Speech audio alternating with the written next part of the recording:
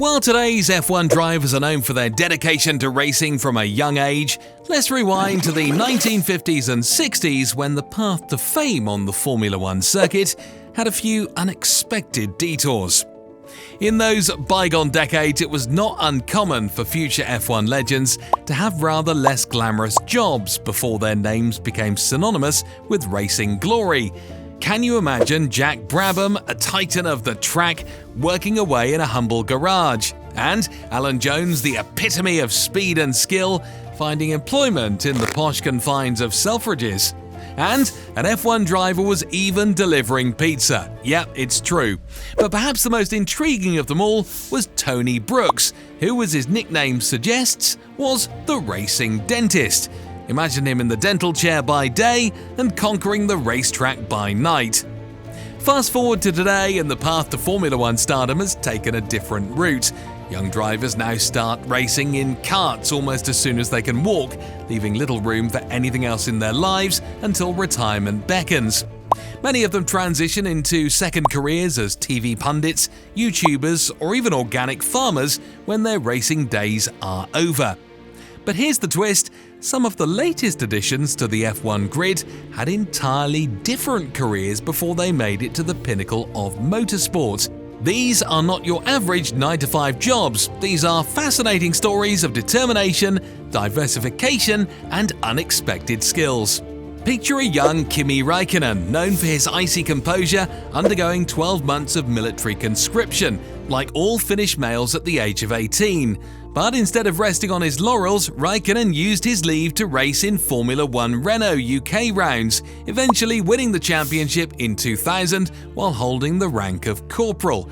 A mechanic by training, he knew the value of a backup plan in the unpredictable world of motorsport. Valtteri Bottas, another Finnish sensation, followed a similar path. Armed with mechanical skills acquired after leaving school, he climbed the single-seater ladder while serving as a corporal in the Finnish army, where he was voted the top soldier by his group. The military precision seemed to have served him well both on and off the track. But that's nothing compared to this. Let's shift gears to Kevin Magnuson, who faced the daunting task of securing a racing budget in 2008. To ensure he had something to fall back on, he took up welding in a factory for several months. That's right, even though he openly admitted not enjoying the experience. Little did he know that this unconventional stint would play a pivotal role in his racing career, leading him to join the McLaren Young Drivers program in 2010. Next up is Romain Grosjean, a driver with more layers than a racetrack. Before gracing the F1 grid, Grosjean worked in a high-level private bank in Geneva.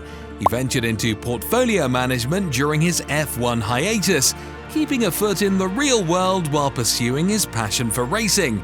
Yet Grosjean's journey included an unexpected pit stop in the world of culinary arts, as he initially attempted to enroll in a cookery school after parting ways with Renault, and he even released a cooking book, Marion and Romain Grosjean, Cuisine et Confidences.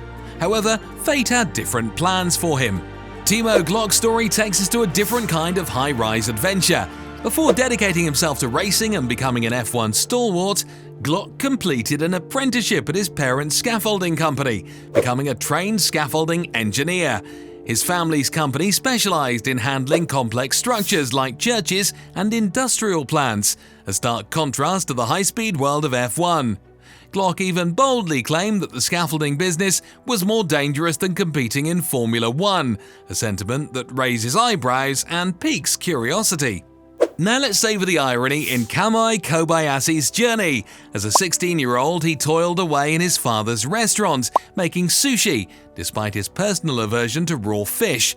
Yet after Toyota's departure from F1 in 2009 left him without a budget, Kobayashi faced the prospect of returning to the restaurant business he'd rather avoid. Little did he know that his earlier efforts had caught the eye of BMW Sauber, securing him a spot on the grid for the following year.